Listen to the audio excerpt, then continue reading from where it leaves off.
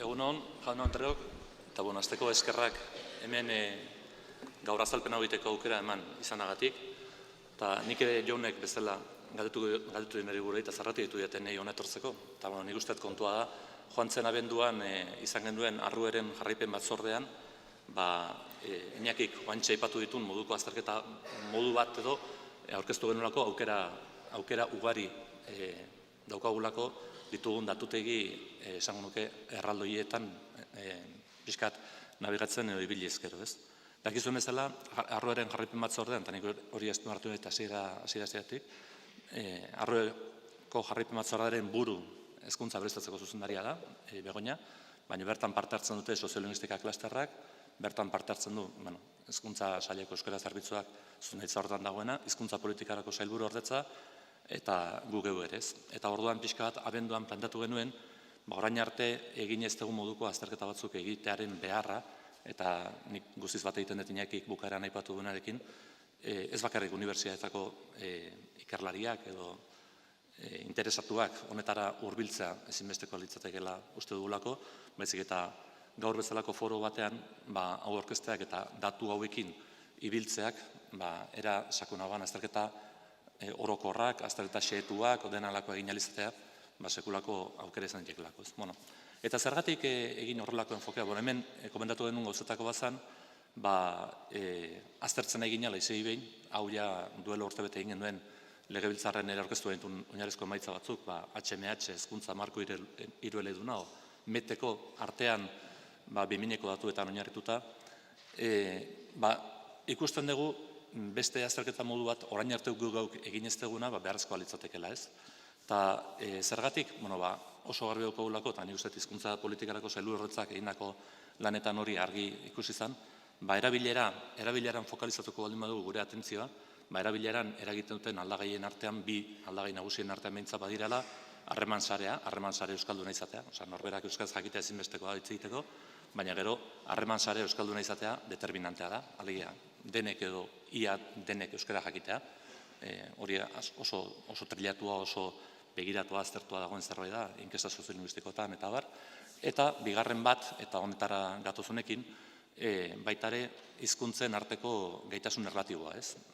Azken finean, lehen urik aipatu du, eta aipatu da hemen, jariotasuna determinantea dela, eta hizkuntza erabilera guztiz baldintzatzen du, eta jariotasun hori dator besteak beste, hizkuntza batean eta bestean daukazun gaitasun erlatiboa nolakoa den izatetik baldintzatua, ez? Eta hori bide batez esan dezan, hori dator etxeko hizkuntzak edo lehen hizkuntzak emana batipat, ez?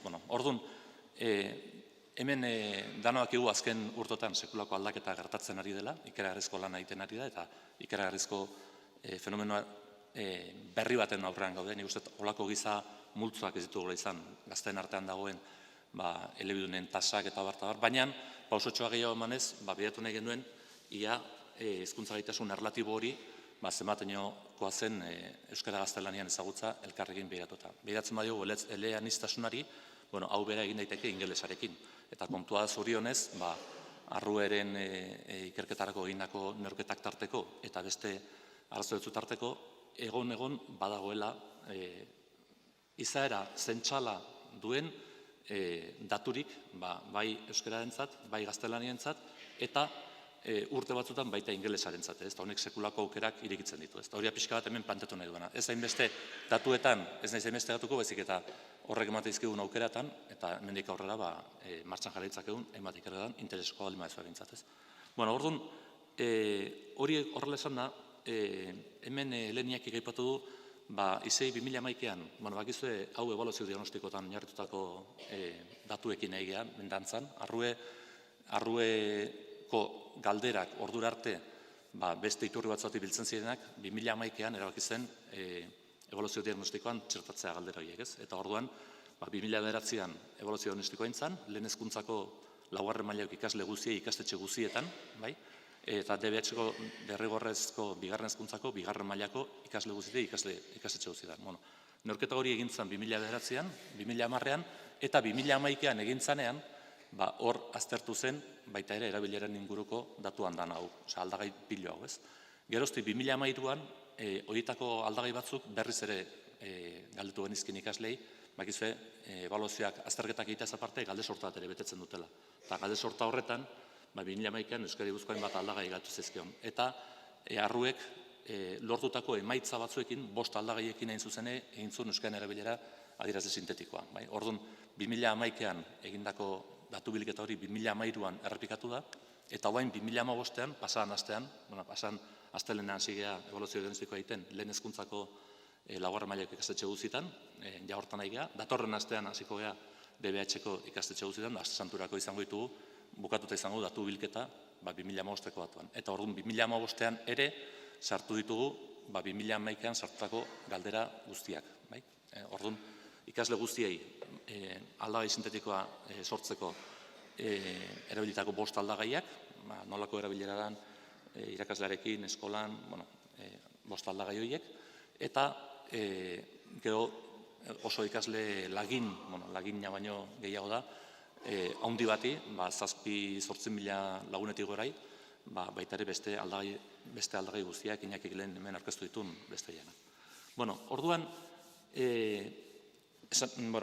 hori kontuan hartuta, eta hipotesia hori zalako, no izateko hizkuntza gaitasun narratiboak erabileran eragin zuzena izan zakela, planteatu genuen, komenikarria litzatekela, hizkuntza tipologia bat edo egitea, bakoitzaren hizkuntza gaitasun erlatiboaren arabera. Alegia, zenbat euskara ekizu eta zenbat gaztelania ekizu. Honetan ere, datu hauekin lan egiteak daukan abantaila da, izei behin agertutako datuak ez direla, gaitasunari buruzko datuak ez direla norberaren aitortzan oinarritutakoak, inkesta soziolinguistikoetan eta gertatzen bezala. Galdetzen dio bakoitzari, zuzen bat euskara ekizu, asko gutxi, ondo gaizki, honezun moduan, ez? Eta norberaren aitorpena da. Hemen ez, hemen da, azterketa bat egin dute, euskararen azterketa, gaztelaniaren, matematikaena, zientziana, herritartasunana eta bar, eta azterketa horien emaitzetan oinarritutako tipologia da. Orduan hemen ikusten duzue, eta hau oso eztabaidagarria da. Ni gaur hemen da martxan jarri nahi duela eztabaida, eta hori da jarripen batzordean plantatu genuena, eta gero honek askorako ematen du, eta zati tipologia hau eta ez beste bat, eta hau gurtxo marxena bezala, si no te gusta esta, pues tengo otra. Eta orduan hemen guk ingenitun, 6 ingenitun, ez? Orduan hemen dauzkagun tipologia posibleak, hemen daude 1, 2, irizpidefekin, 3, 4, 5, 6, eta hauetako bakoitzan diferente dira. Orduan, ez gara sartuko eta bakoitzaren bilakera diferentea da, eta nahitena idea nagusia da, honek ematen duela aukera tipologiak egiteko, jakiteko zenbat euskara dakiten eta zenbat gaztelania egiten gure nerabek edo gaztek edo gaztetxoek edo, tipologia horiek guztiz diskutigarria direla, eta horretik guk abenduan jarripen batzordea hemen genduna zen, ahalegin bat nahiko genukela, eta proposa ematen eman duen batzordea, esateko hizkuntza politikako sailburu horretza, hezkuntza saila, soziolinguista klasterra, eta guk tipologia bera erabili dezagun, ez? Eta horretarako, esan du, baitu batzu landuak, eta bestela, landu itezke beste horren beste, ez? Eta adostu ezagun, uste dugulako honek, gero, azalpen, adierazpen azalpen maila edo indarra handia izan dezakela, eta gero, plangintza duten ikuspeitik, interventziorako ere, mentezka izan dekela. Orduan, eztabaida, hemen proposatzen genduena zen, ikusita ikasleek nolako emaitza lortu dituzten euskara eta gaztelania azterketatan, badakizue gure emaitzak bereizten ditugula ikasleak 3 mailatan. Hasiera mailan dago, bitartekoan edo goiko mailan, segun ze puntuazio lortu duen indiogun azterketatan, ez? Orduan, tipologia egiteko pentsatu genuena zen, hasiera maila zegoen ustea, goiko maila zegoen ustea, baina tarteko maila, hor kolektibo handi izan, eta hor tarteko mailan, 2 azpin maila bereiztea, ez? Erdibekoa eta erdigoikoa. Eta orduan, 4 gaitasun maila, agerri dira, orduan hemen badago euskararako 4 gaitasun maila, gaztelaniako beste 4 gaitasun maila, eta orduan kombinatoriekin egin daitezke nahi beste tipologia, ez? Hau, esatet, dana da diskutigarria, eta diskutigarria da hori, eta are diskutigarriagoa da erabili dagun terminologia. Azteko, esan behar dizuet, hemen ikusten zuen diapositiba batzu daude euskeraz, beste batzu daude gaztelaniaz, eta beste batzu daude, hau bezala, gauza batzuk euskeraz, eta beste batzuk gaztelaniaz jarrita. Nahiko, ez dakit urik esan duen bezala, ez da zuzendu ez dugulako, ez da utzi genduen horrela, eta zuzenduko dut, eta gaur honea etorri behar gendu nahi zuzenduta, baina ez da egin, orduan gaizkin dako. Horren kontua da, hemen aukera bada, esaterako, elebidun orekatu goi mailakoa, definitu dugu, euskara zein gaztelaniaz, puntuazio bera lortu duena, ez, 4. maila. Horren 4-4koa eta 3-3koa, betzen dugu, elebidun orekatu goi mailakoa. Hau, terminologiakin ez geratu, ze seguru gaizki jarrita daukagula. Baina hori da, hain zuzen ere, ez tabaidatu nahi duguna, pixkat Maria ontatik pasatzen ganean, ebaluazio besteko ekaina aldean edo, patxara pixkatekin lortzen dugun, dano batera jarri eta 4 agente hori bintzat, hau bateratzea. Bigarren bloke batean legoke 4-2. Zer da, euskaren aldeko desoreka handia. Euskaraz 4. maila baldin badu eta gaztelaniaz 2 maila gutxiago, besango dugu, euskaren aldeko desoreka handia dago. Beste multzo batean, berezitu euskaren aldeko desoreka txikia. Maila baten aldean, batzun da bestean.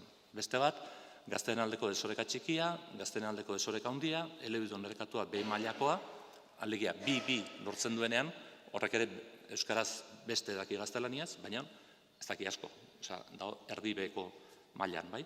Eta gero, hau oso diskutigarria da, honi ditu dio euskaldunen bakarra, eta zeintzu dio euskaldunen bakarrak, gaztelanian bat maila daukana, alegia hasiera mailan dago gaztelaniaz, bai? Honek ez du esan gaztelaniak ez dakini, baizik eta emaitza hori lortu lasterketan, bai?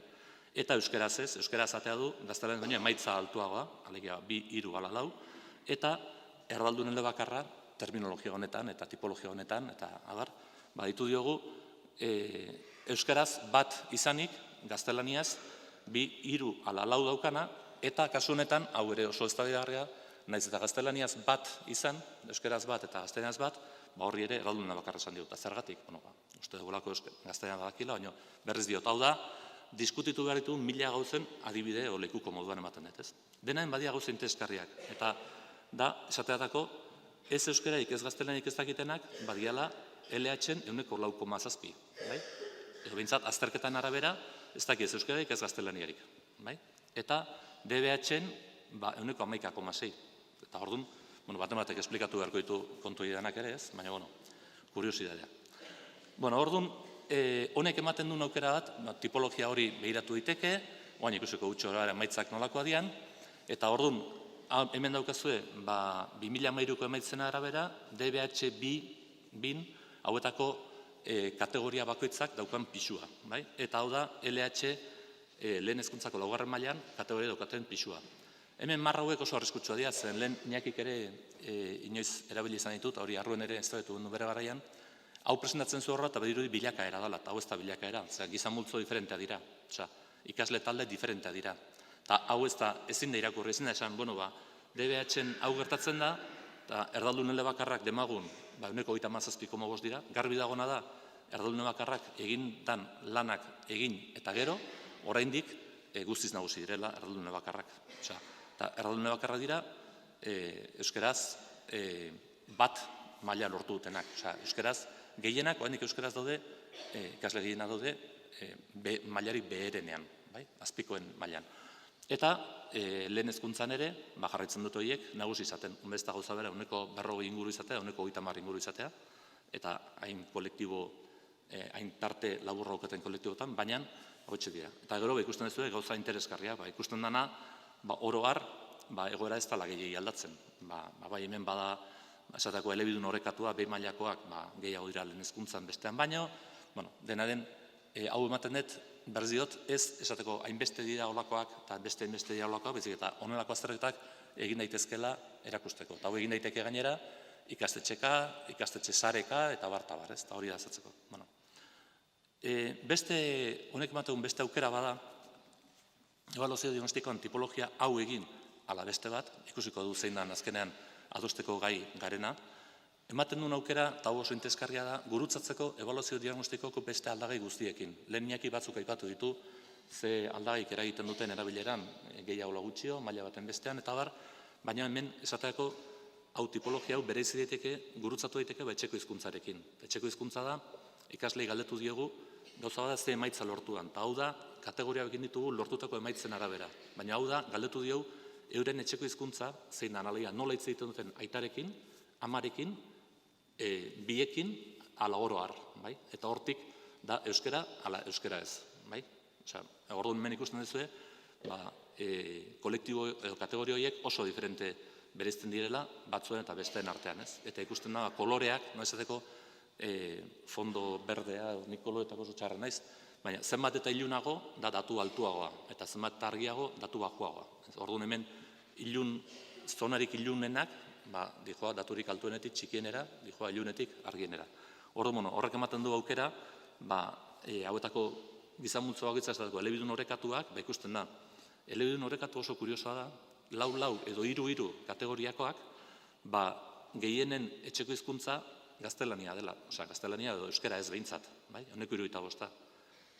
Bi aldiz gehiago dira, lau hiruen artean, etxeko hizkuntza erdera dutenak, euskara dutenak baino ez. Ez da goza bera gertatzen, euskera gaztelenez baina hobeto egiten dutenen artean, ez? Hemen irakurketa, dudari gabe, erdaldun elebakarretan, 92 da partiketa, ez?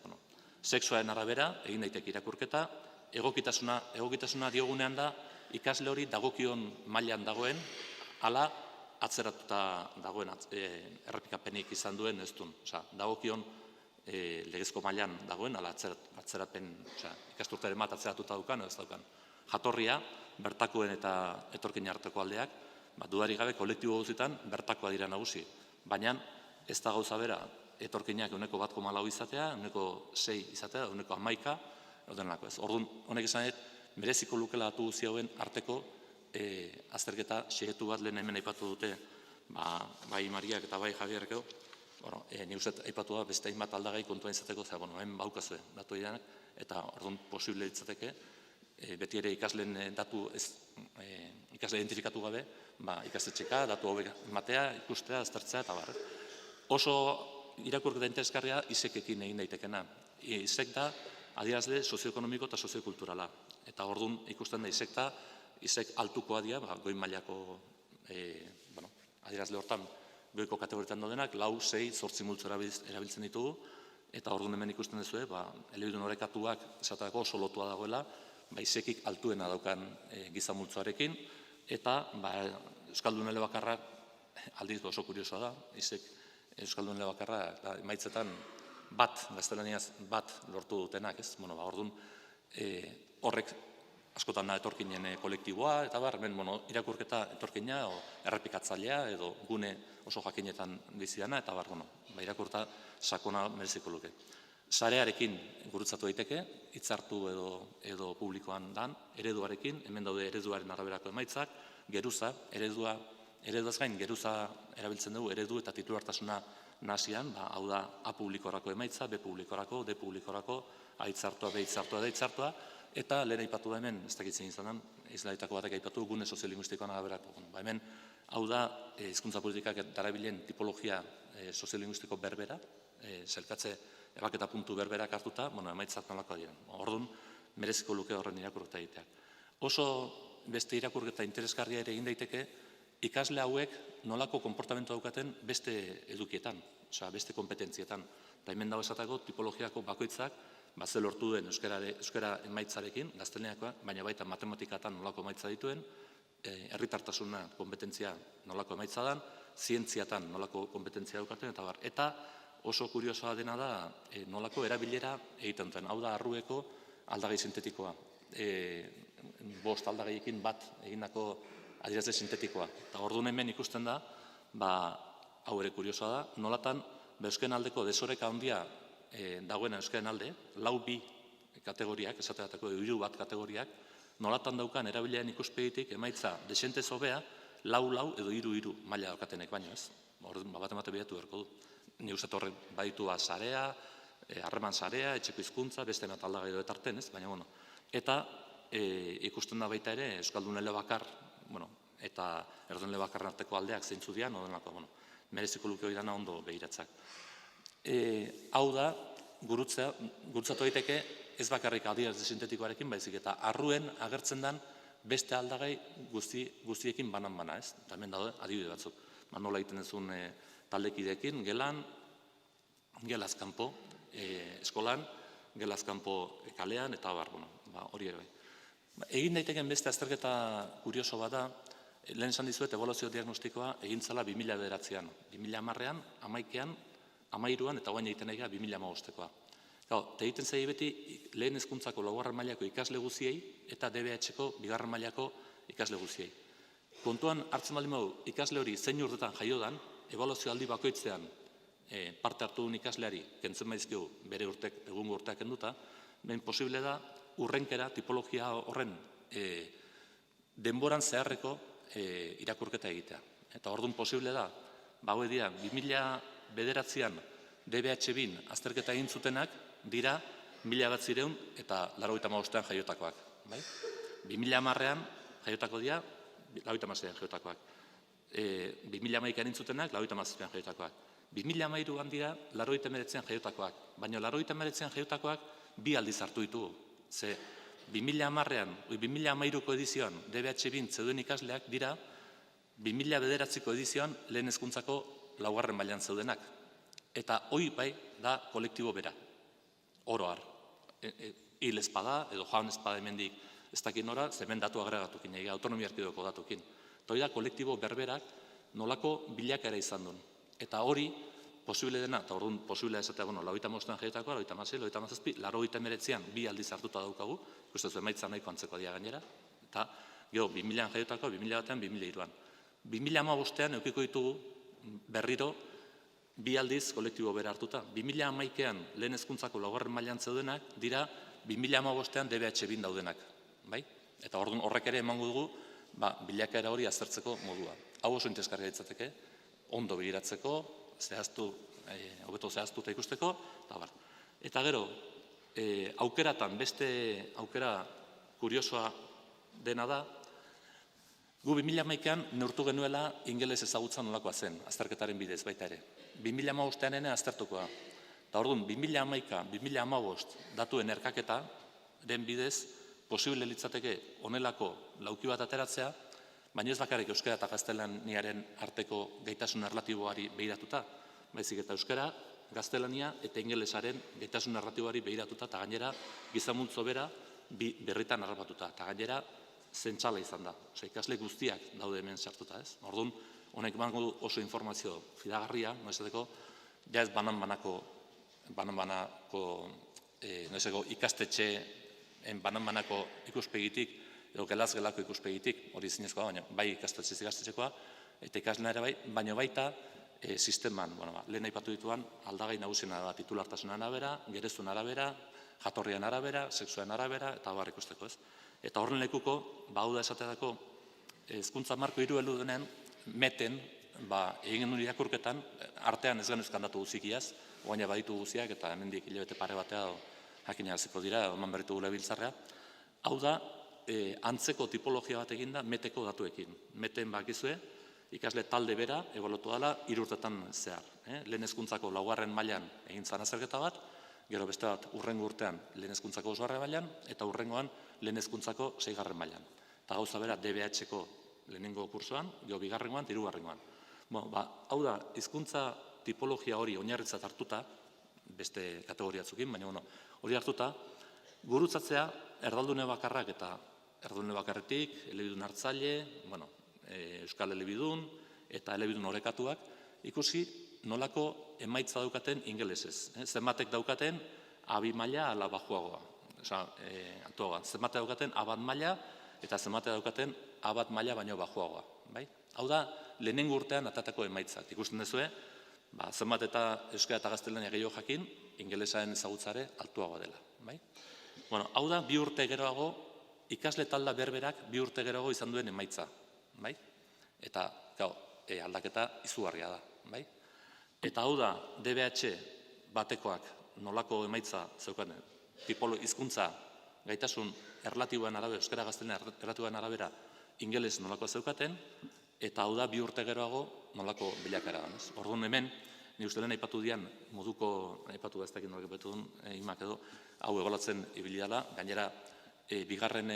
meten azken urtean, beste azterketa hau egin diegu, baita ere, meten parte hartu ez zuten, parte hartu ez arren, zuzen meteko esperimentazio prozesuan, parte hartu ez arren, ingeles intensifikaziorik izan ez duten hainbat ikastetxe, 50 aukeratu ditu, da horko emaitza ere badukagu, eta baita ere, meten parte hartu ez arren, menepatu hainbat ikastola, ez egin duen, amen.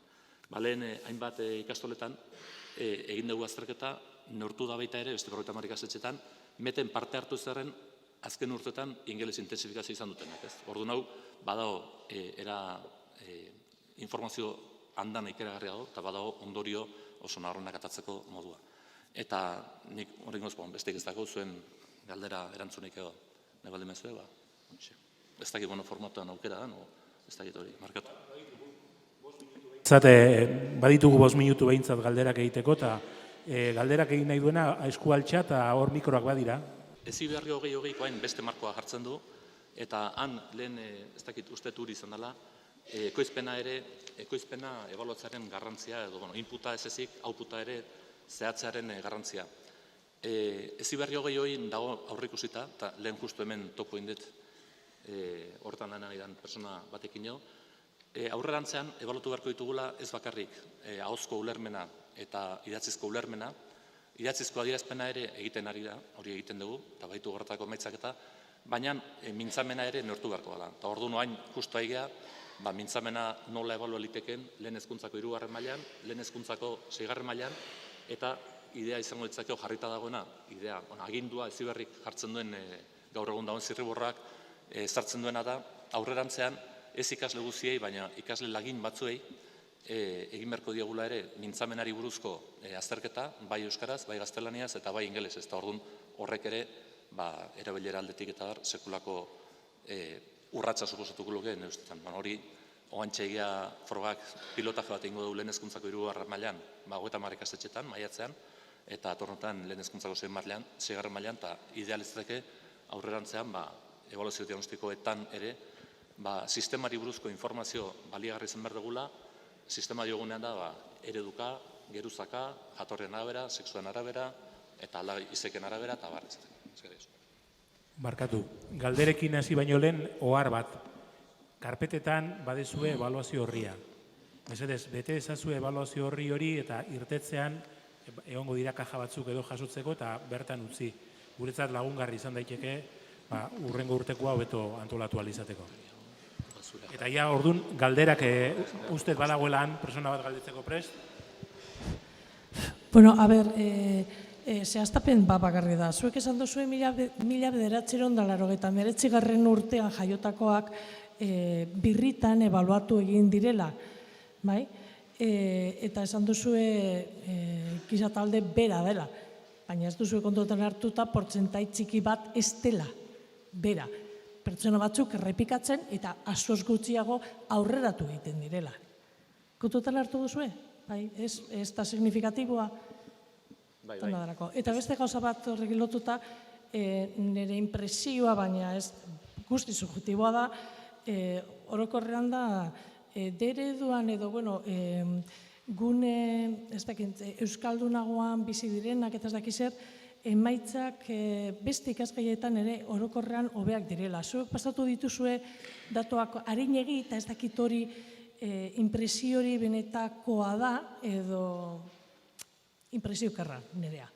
Bale, eskerrik asko. Azteko, ni daturik ez dut eman nahi izan, eta gainetik ibili naiz, datuetan baino nahiago nolako finkatza honek ematitu naukeretan. Datuak, baina datu arrazoi duzu. Hemen emandako datua da gizan multzo beheretsuari buruz ari geha. Esan dizut, 89 jaiotakoak, baina ez dira zehatz-mehatz berberak. Benetan egiten egiana da, datua benetan gauza serio ibiltzeko, guk neurtzen ditugu urtean 19.021.000 ikasle, bai? Etapa bakoitzean, lehen hezkuntzako 2. mailan eta beste horren beste DBH-ko 2. mailan.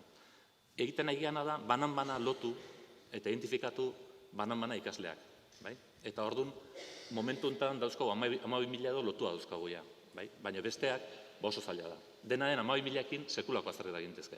Eta orduan, hoie bai dia, badakigu ikasle hau, badakigu hau bazegola alako urten eta badagola alako urten. Eta orduan horrekin, azterketak. Denaen azterketak numero hunditan oso antzeko gozak ematen ditu, ez?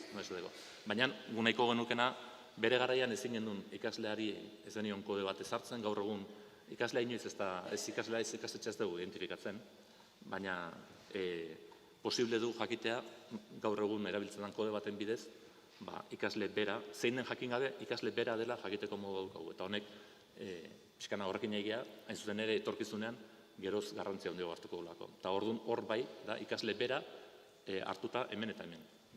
Gero, sareka, geruzaka, eta bar, ez dira berberak izango, agregatutan, baina, dena den, hemen agertzen dian datu bankoa, 11.000 ikaslekin azergetatea da, ikeragarrizko lujo bat ez. Eta ni uste gure sistemak beste ekiko dukan alde handi bat.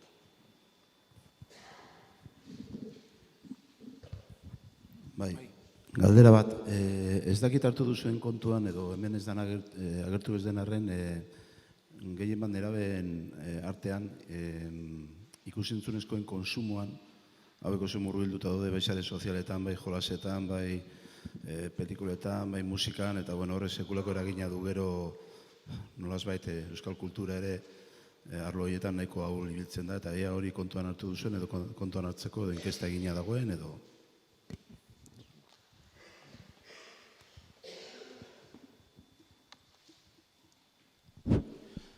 Bueno, ongi dakizuenez, inkesta batek informazio zabala eta beratxa eta zehatza jasotzeko ematen dituen aukerak mugatua direla, ezta. Orduan, bai, galdetu izan da, bizpahiru galderetan,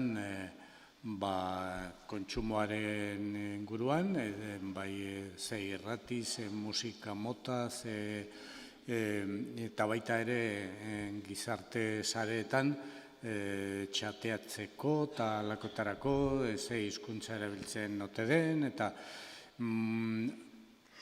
beti litzateke desiragarri alakoak zehaztasun handiagoarekin jaso ahal izatea, ezta? Esan bezala galde sortak murritzak dira eta azkenean bestalde, ikateren erabilera ongi dakizuenez ez da neurta erreza. Eta, adibidez, gizarte zaren metriketan ere ez dago eredu adosturik, eta horre guztiak zaildu egiten du halako informazioa nola jaso, eta gero kontsumo kultural orokorraren inguruan ez da ezer berezi jaso, bai kontsumo, baina komunikabideena, esan bezala, edo gizarte sareena maila hortan, ez da, muga handiak, noski. Horregatik, garrantzitsua litzateke, panoramika orokor batek, hau bezalako batek, ematen ditun gune interesgarrienetan fokoa jartzea urrengo ikerketa batzutan, ezta? Eta lehen esan bezala, ze gertatzen da beste aldagain arabera horren emaitza onik eman beharko ez luketen zentrokin, eta aldiz, badaude hemen dozena bat zentru, neurritik harago doazenak, ezta, bataz bestekotik harago doazenak. Eta kasu horietan, adibidez, diseinu etnografikoen bitartez, edo diseinu zehatzago eta egokitagoen bitartez, ze gertatzen den eta ze gora bera dauzkaten aztertzea, hainbat parametrotan. Berdin eskolaz kanpoko jardueretan, edo kultura kontsumotan, edo beti ere zehaztasunaren bila. Baina halako diseinu orokorrekin, halako diseinu orokorrek ez dute horretarako aukerarik ematen, ez da, hor dago muga. Baina, hor badago kontu bat inakik komentatu duena naritik, guretzate oso garrantzitsua izateke jakitea benetan zein item, zein aldagaidan, esateko jokabide bat edo aurreikusi edo hobekien azaldu dezakena, ez? Zekao, guk esateko aurruen ikasle egiten dizkeu, bi egunetan egiten dizkeu 45 minutuko azterketak, bai? Kao, astelehen eta asteartean eman dezagun, asteazken ostegunean olakoak. Hare dauzka, azterketat euskarako 45 minutukoa, beste bat gaztelaniakoa, beste bat ingelesekoa, beste bat matematika eta beste bat zientziakoa aurten. Eta gainera, galde sorta bat. Eta galde sortan, aprobetxatuz nola, hau, iturri oso potentea dan, bakoitzan edo jazarpeneko beste 30 iten, ezkidetza planerako beste 25 iten, arruerako 18, ez da ditzen mazian azkenean. Eta orduan, ikaslea ezinezkoa da ikasleak horietan azatzea. Aurtengo erremedia izan dugu, galdera batzuk ikasle guztia bete beharko dituzte, baina besteak gutxi gora 10.000 ikasle beteko dituzte, jazarpenekoa, edo ezkidetzakoa, edo arruekoa, edo denelakoa. Alare kopuruk ikeragarritia, baina ez dut horrezin gehibili ez dakit nahi beste iten sartzen, ez? Eta orduan oso seguru egon beharko nuke, eta nik uste horrelako lanek aukera ona emango lukete egin, azterketa txiki xehetu batzuk, eta jakin benetan hau esplikatzeko aldago hori oso ona dela edo oso ondo diskriminatzen duela, eta orduan horiek plantatu diteke azterketa orokorra ematea ez, baina bestela naiz guztiak egin, ezin dugu ikasleak eduki hor, 2 egun jota fuego azterketa, eta gaina galde sorta, eta gaina gurasoen galde sorta, eta hori zertzen ez. Eta hor, ez dago eragozpinik ere, halako ikastetxe nahi dugu, euskaren erabilera oso altua dan, 40 ikastetxe identifikatu, badakigu zeintzu dian, edo erabilera altuen hauten 40ak edo 20ak, baina gara hortako lan batzuk egiten, ez? Orduan, bagoazarean, gauza bat, fenomeno jakin bat, han aztertzeko. Edo, erabilera bajuena duten zeak, ez? Edo, halako eredun arabera, hori posible da. Eta orduan, han egin ditezke zentratu hobeto, halako beste lan batzuk, ez? Beste galderaren bat? Espaldin badago galdera gehiago, eskerrak eman di. Iñaki eta Xabierri eta urrengo txanda.